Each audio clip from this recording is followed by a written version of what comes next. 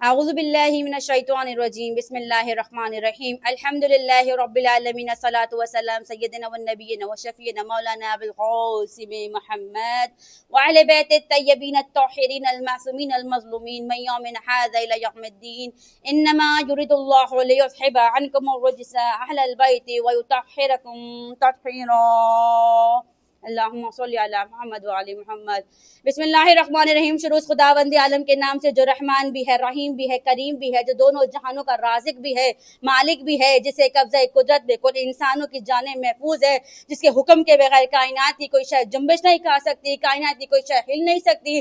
وہ پروردگار عالم جو رحمت للعالمین ہے، جس نے کائنات کو بڑے شان و شوکت سے خلق کر دیا، جس نے کن کہہ کے کائنات کو خلق کر دیا، جس نے محمد کی محبت میں کائنات کو سجا ڈالا، وہی پروردگار عالم کہ جس کے بڑے محبوب ہے رسول خدا صلی اللہ علیہ وسلم، جو محبت کرتا ہے احمد مرسلین سے، خاتم النبیین سے، رحمت للعالمین سے، لیکن جب بھی کوئی مشکل وقت آیا تو پروردگار عالم کی حضور یہ دونوں ہاتھ رسول خدا کے بلند ہوئے اور مانگ لیا ایک ایسا نصیر کہ جس کی کوئی مثال نہیں ملتی، مان لیا ایسا جانشین جس کی کوئی مثال نہیں ملتی، جس کی کوئی مثال نہیں ملتی۔ وہی جان من پروردگار عالم کے حضور یہ رسول صلی اللہ علیہ وسلم دو زانو ہو کر بیٹھ گئے اور حکم دیا اور یہ گزارش عرض کے لیے پروردگار عالم کے حضور کہ اے پروردگار عالم عنایت کر دے مجھے ایسا نصیر، ایسا سلطان جس کی کوئی مثال نہیں ہوگی۔ یہ وہ تحفہ ہے جو پروردگار عالم نے حضور کے کہنے پر حضور کے کہنے پر جناب رسول خدا کو عطا کر دیا۔ بھائی جان من پروردگار عالم نے ان کی یہ دعا کو قبول کر لیا۔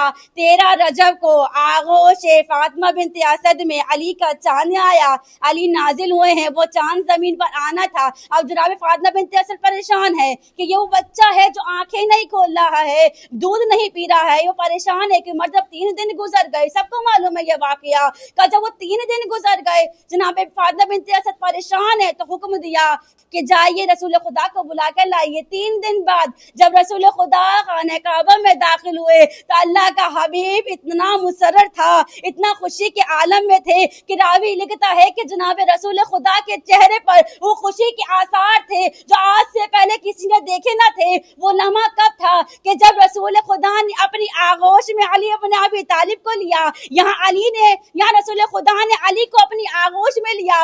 علی آغوش رسالت کے آغوش میں آئے، آنکھوں کو کھول کر علی نے دیدار رسالت کیا، اور جو ہی رسالت نے امامت کا دیدار کیا اور امامت نے رسالت کا دیدار کیا تو اسی اسنا میں رسول اللہ صلی اللہ علیہ وسلم فرماتے ہیں یا علی کچھ سنا دیجئے۔ تو علی نے سنانے سے پہلے مومنہ تاریخ یہ کہتی ہے، آج جو فتنے اٹھ رہے ہیں کہ ایسا کیا معاملہ ہے کہ علی کے پاس یا علی کا علم زیادہ ہے یا رسول خدا کا علم ہے۔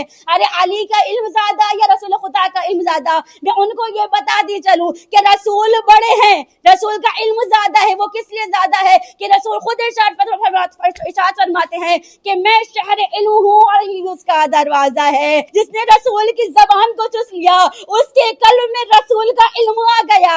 ارے دروازے پر آ رہے ہو تو آدھا علم حاصل کر رہے ہو۔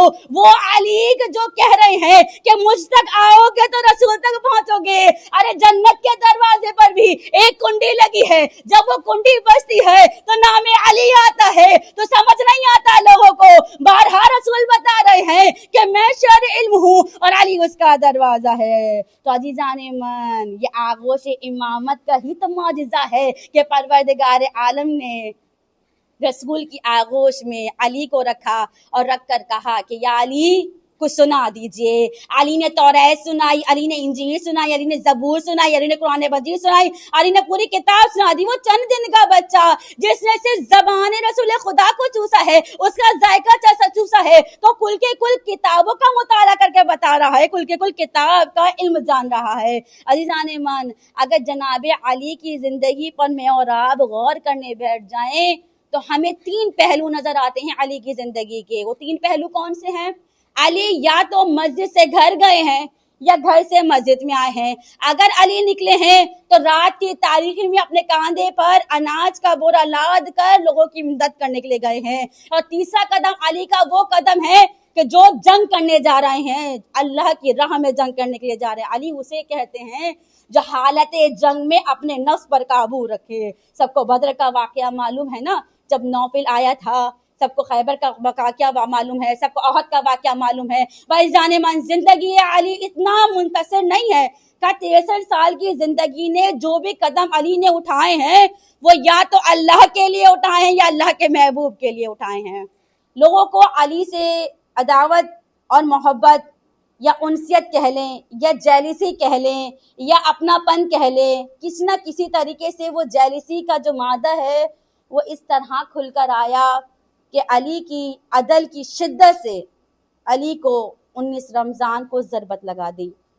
میرا مولا علی کوئی بھی آ جائے ہر کسی سے اتنا عدل سے پیش آتے تھے، اتنا انصاف سے پیش آتے تھے کہ ان کا انصاف و عدل دیکھ کر غیر لوگ بھی مولا علی سے انصاف مانگنے آتے تھے. عزیزان من، آپ ایام اعظام میں داخل ہو گئے ہیں، رمضان ہے، 19 رمضان سب کو معلوم ہے. شہادت ضربت مولا علی ابن ابی طالب لگی.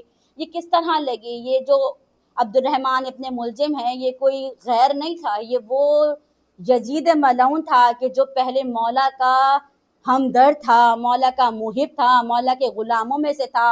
آخر وہ کون سی وجہ درپیش آئی کہ ابن ملجم مولا کا مخالف ہو گیا؟ کہ یہ دنیا کی محبت اتنی خطرناک محبت ہے کہ اس نے انسان کو اندھا کر دیا، اس کو حق اور باطل کی پہچان کو بٹا دیا. 18 رمضان کی رات میرے مولا پر ایسی عالم کی رات گزری ہے. راوی کہتا ہے کہ مولا کبھی صحن میں جاتے پھر اندر آ جاتے، پھر صحن میں جاتے پھر اندر آ جاتے. کہ اسی اسنا میں جب فجر کا وقت قریب تھا میرے مولا بی بی زینب کے حجرے میں گئے اور ایک سوال کے دیکھنے حسد بھائی نگاہوں سے دیکھنے لگے. کہ جو ہی زینب کو دیکھنے لگے میرے مولا کی آنکھوں سے آنسو گر گیا. کہ اس آنسو کا گرنا تھا میرے بیوی کی رخسار پر وہ آنسو گرا. میری بیوی نے آنکھوں کو کھول دیا. کہ بابا کیا ہوا، آپ اتنے پریشان کیوں ہیں؟ تو میرے مولا کہتے ہیں زینب تجھے نہیں معلوم کہ آنے والا وقت کیا پیغام لے کر آ رہا ہے، مجھے نہیں معلوم وہ منظر کون سا ہوگا، لیکن جب بھی اپنی نگاہوں کو بند کرتے ہیں وہ وقت یاد آتا ہے. المختصر ممینات راوی یہ کہتا ہے کہ مولا باہر آئے ہیں، اپنے بیوی کے خیمے سے باہر آئے ہیں، بیوی کے حجرے سے باہر آئے. کہ جو ہی باہر آئے مولا نے مرغابیوں کو کھول دیا اور کھول کر زینب و کلثوم کی طرف مخاطب ہو کر کہا ہے زینب کلثوم اگر انہیں دانا نہ دے سکو، پانی نہ دے سکو تو انہیں آزاد کر دینا. میرا مولا کتنا شفیع ہے، کتنا مہربان ہے، کتنا کریم ہے. اس پر ملائکہ بھی روئے ہیں، اولیاء بھی روئے ہیں، امام بھی روئے ہیں. بس عزیزان من، راوی یہ کہتا ہے ادھر امام اپنے گھر سے نکلنا چاہتے ہیں، مرغابیوں نے دامن تھام لیا. کوئی اپنی زبانی بے زبانی میں کہتا ہے آقا نہ جائیے، مولا نہ جائیے. بس اسی اسنا میں راوی کہتے ہیں علی اپنے گھر سے اس طرح برآمد ہوئے ہیں جیسے بھرے گھر سے جنازہ آ رہا ہو. اجرکم اللہ زیادہ. راوی کہتا ہے مولا مسجد میں پہنچے، کیا دیکھا اوندے منہ ابن ملجم پڑا ہے. مولا نے ٹھوکر مار کے ابن ملجم کو اٹھایا. اے ابن ملجم اٹھ جا، تیرا وقت آ گیا، تیرے کام کا وقت آیا. عزیزان من ایک یہاں بات واضح کرتی چلوں، ارے کتامہ نے جب شرائط رکھی تھی نا کہ تو نے علی کو زخمی کرنا ہے، علی کو مارنا ہے، تو اس نے 2000 درہم دیے تھے کہ اس 2000 درہم کی تلوار کو تیز کرو کہ ہلکی نہ ہو جائے، اور باقی 2000 درہم اس لیے دیے کہ اس رقم سے ایسا زہر خریدا جائے، ایسا زہر خریدا جائے کہ جس کو ایک قطرہ دیتے ہوئے ہی انسان مر جائے. اب تاریخ یہ کہتی ہے 3 دن تک ابن ملجم نے وہ زہر میں ڈوبی ہوئی تلوار زہر میں ڈبو کر رکھی، اور جب 19 رمضان آئی ہے نا میرا مولا گلدستہ اعظم پر پہنچا، پہلی رکعت کا پہلا سجدہ، ارے آسمان تو کیوں نہ ٹوٹ پڑا، اے زمین تو کیوں نہ شگافتہ ہو گئی. ارے اس لمحے جب ابن ملجم نے تلوار کو فضا میں بلند کیا، گلدستہ امام کے سر پر مارا، ارے خون کا فوارہ چھوٹا، آواز دی حسنین نماز کو تمام کرو. ادھر حسنین نے نماز کو تمام کیا. میرا مولا اتنا معصوم امام ہے، اتنا بے بس بھی امام ہے، اتنا بے قص امام ہو، اتنا ہی رحم امام. میرے مولا حسنین کو کیا کہتے ہوئے نظر آتے ہیں؟ اجرکم اللہ. طبیب کو بلایا گیا کہ جو ہی طبیب آیا، طبیب نے زخم کو دیکھا، ایک بے چین بیٹی باہر آئی، یہ کہتی ہے حسنین کوئی تو مرہم ہوگا، کوئی تو دوا ہوگی. طبیب یہ کہتا ہے ان کا زخم اتنا گہرا ہے کہ اگر اس کا ایک قطرہ بھی نہر میں ڈال دیا جائے تو اس ایک قطرے سے پورے کوفے والے مر جائیں گے. ارے لعین نے اتنا برا زہر دیا ہے کہ امام کے سر کا شگاؤ پڑ گیا ہے، لیکن دودھ پینے سے امام کی شہادت میں تھوڑی تاخیر ہو سکتی ہے، اتنا کہنا تھا۔ کوفے میں یہ بات گونج گئی، چھوٹے چھوٹے بچے ہاتھوں میں دودھ کا جام لیے مولا کے در پر آنے لگے۔ کہ جو ہی مولا کے در پر آئے، چھوٹے معصوم بچوں نے کہا اے حسنین، اے میرے آقا، یہ دودھ کا جام ذرا ہمارے آقا کو پلا دیجئے، ہم نے سنا ہے دودھ کے جام پینے سے ہمارے آقا کی موت میں شہادت میں تاخیر ہو سکتی ہے، ان کو تھوڑی راحت ملے گی۔ ادھر حسنین علی کے پاس، علی نے سوال کیا، علی نے جب پوچھا کیا ہوا تو اتنے میں مولا علی کہتے ہیں حسنین تمہیں نہیں معلوم کہ علی کبھی یتیموں کا حق نہیں کھاتے؟ میں بہت مختصر کرنے لگی۔ نبی طالب کو تمام بیٹے 18 بیٹے علی کو اٹھا کر گھر کی جانب بڑھے، علی کی محبت میں اصحاب پیچھے آنے لگے۔ میرے مولا نے اصحاب کو روک دیا کہ تم رک جاؤ کیونکہ میرا گھر قریب ہے، میں نہیں چاہتا میری بیٹیوں کی رونے کی آواز تمہارے کانوں پہ جائے، تم میری بیٹیوں کے نام محرم ہو مولا۔ آپ کو اپنے پردے کا بڑا لاج ہے، بڑا خیال ہے، لیکن یہی زینب ہے جو شام اور کوفہ میں بغیر مکنا اور چادر پھیرائی جائے گی۔ اجرکم اللہ، جو ہی دروازہ قریب آنے لگا نا، میرے مولا نے اس حسنین سے کہا حسنین ذرا مجھے میرے پاؤں پہ کھڑا کر دو۔ کہا بابا آپ بہت زخمی ہیں، آپ کو پاؤں پہ کیسے کھڑا کر سکتے ہیں؟ کہا میں چاہتا ہوں جو ہی میری بیٹی مجھے دیکھے تو تم لوگ کی آغوش میں نہ دیکھے، مجھے میرے پاؤں میں دیکھے۔ مجھے نہیں معلوم ہے کہ بیٹی کے لیے باپ کو ایسی حالت میں دیکھنا کیا منظر ہوگا، لیکن تاریخ یہ کہہ رہی ہے علی نے اپنے ہاتھ سے دقل باب کیا، جو ہی دروازہ کھولا کیا دیکھا؟ زینب کھڑی ہے، باپ کے زخمی سر کو زینب دیکھ کر پریشان ہو گئی اور بارہا یہ کہتی ہے بابا یہ عالم کس نے کیا؟ بابا صحیح سالم گئے تھے، جب گئے تھے سر پہ امامہ سجا تھا، بابا یہ عالم کس نے کیا؟ بابا صحیح سالم گئے تھے، جب گئے تھے سر پہ امامہ سجا تھا، اور جب واپس آتے ہیں تو آپ کا سر زخمی ہے، آپ کو یہ لہو لہان کس نے کیا؟